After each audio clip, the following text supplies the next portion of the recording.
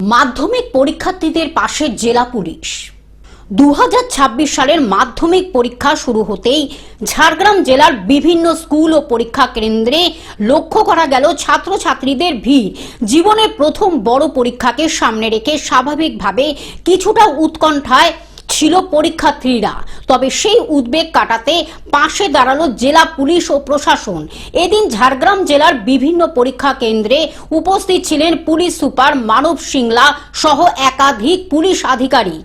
আজকে আপনারা জানেন মাধ্যমিক পরীক্ষার স্টার্ট হচ্ছে, তো এর জন্য as a part of community outreach programme আমরা একটা কিছু পেন আছে, চকলেটস আছে, ওয়াটার ডিস্ট্রিবিউশন বাচ্চাদের জন্য ওটা অর্গানাইজ করেছি এখানে।